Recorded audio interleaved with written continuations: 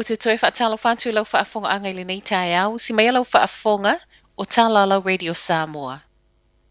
E fōlinga mai na matua i le leo na fuafua, ma seki le oso whainga Ram Raid lea na ngāo ia i le mall a Ormiston i sa sae o Aukilani. I atana mau le CCTV, lata i le lua se fulu talavou, ma ta avale ngāo i e tolu, lea na sosoa ina whai toto e uru whale ai, ma toe o ese mai ma le mall.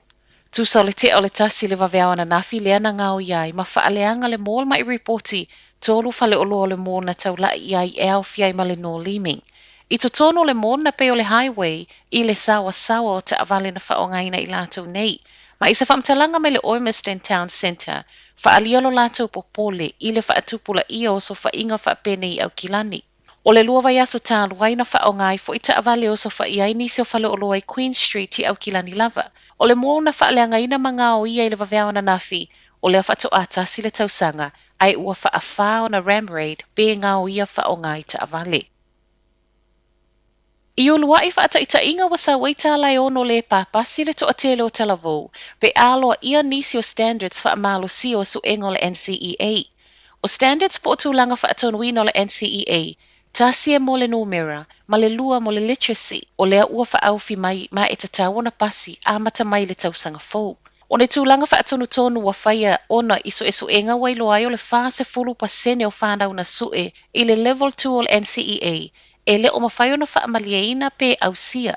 Pei ta ile whina o le asosio pule a onga wa onga mawululunga, e moni e ele popolenga pei tai, e ta tau fo ona toi wa ai le taimi o le suenga i le tausanga tālu ai, ma whanau na sue masalo ona o le sample size, po le toa tele o whanau na fili e whai ai le trial, a to ai ma le te leo le awhiang o whanau mai lockdowns. O tūlanga whaatonu ina fōu wa whaeloa mai au fia i le whao ngau mata i tūsi la papoa, whaapei ma le whaitau wino o minute i tonu o le itū la. Ai mai le sui o whaia onga o le maualalo le literacy o se whaailo leo se society e le whaatawaina, le whaitau tūsi ma le tūsi. Ua whaailoa le suafo le tamaitai leo mōlia i le fusuanga na whaia i Aukilani, le ana ia whaongai na isela au malo se whaapeo se imitation gun. O Eunice Foanga, lua se fulu tausanga lo na matua na tula i lumol whaamsinonga whaitu malo i manukawa na nafi. Mata wala mai ilana loia, ua ia te ena molianga whaasanga ia te ia. O Foanga na molia i le aso luas fun malevalu o mati, i le tau whaamata au malona umia o le la au malosi. O le mata upule nei na sala la waile ata video i lunga o le social media i fusuanga na whaia i le vau teine a onga ale kolisi o tahu. Ma se ia ne ai ele ua molia le la au malosi, ma tuu i le ulu o se tasi o tamaitai. E toi tula i Foanga i lumol whaamsinonga i le aso luas fulu maleono au kuso. Po o leisi lua tausanga lumana i amata whao ngā le vaalu i le sami e ola i le eletise a Aukilani. O le whaasilisilanga le mai le malo ana na whitawa la mai le minista ia Megan Woods, ma e whaape e lua vaao i le sami o le a au mai. O vaa nei carbon fiber o lo fausia le kamupani Aukilani wa tā ua o le EV Maritime, ma e mawhaio na avea i le lua se lauta ngata i le vaa e tasi. O lo polo misi mai ai o le ate le fesoasoani le mama o le si o manga makasa o ona, ma o le apu lea ma vaai le Auckland Transport. Luas fulfitu miliona le fesoasoani le malo e totongi le fausia o nei vaa.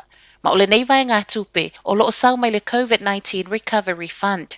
O ni fuafuanga wa sawai a o iai Aukilani le suia wana pasi alu i le tiso a nga i pasi ola i le tise. Ma o lo iai le nau ta ingo le Auckland Transport i o atu i le tausanga lua fetolu se fulu. Ua lava tupe fa atupe le telo fesuia inga mo au wala o fe malanga inga. Matala mulimuli, o le sole ulua i aso le afa iloa mai ai le Costco, lana ulua i fale ulua i New Zealand. O le solo vala au li ai sui o le media e mai moa ina le fale ulua tasi tesi ma le wha eka, o lo i ai nei West Cape i Aukilani. Tala le Herod o le afa ilua i fo i ma le aso i tatala i le pamupenisini. Leo le amua mua tatala ai ele i tatala ina le fale ulua. E o mai le tau nei, ele i manino mai po o a fe tatala i pau o lea, ua whaitau vai aso tumutumu tangata i West Cape e whaatau a lato memberships. O tala nao le nei tae au, manu